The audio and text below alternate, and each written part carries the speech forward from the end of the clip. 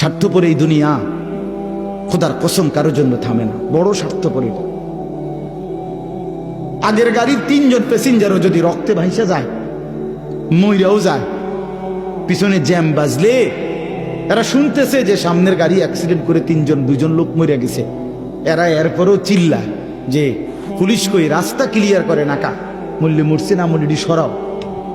কারো হাতে সময় নাই। স্বার্থপর এই দুনিয়া, কারোর জন্য থামে না রে বাপ।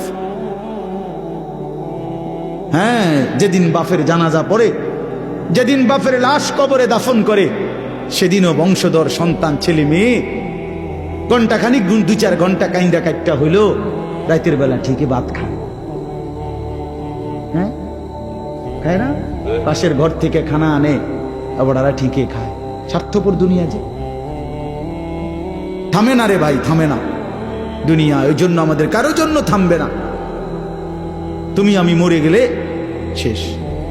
আবারও বলছি এই কথাটা, আমি মরে গেলে এরপরে পৃথিবী যত আধুনিকে হোক না কেন, আমার কি কথা বুঝছিনি?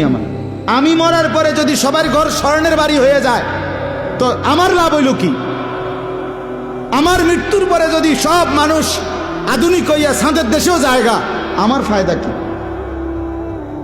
আমি তো নাই, আমি তো মরে গেলাম। যে কবরে চলে গেল সে কি আর ফিরে আসবে? আল্লাহ আমাদেরকে বুঝ দান করেন। এই জন্য ছেলেরা, রাত গভীরে বন্ধু চলো নিয়ত করি 5 ওয়াক্ত নামাজ পড়বো ইনশাআল্লাহ। ভাইয়া নষ্ট হইও না, নষ্ট হইও না, চরিত্রহীন হইও না বাপ।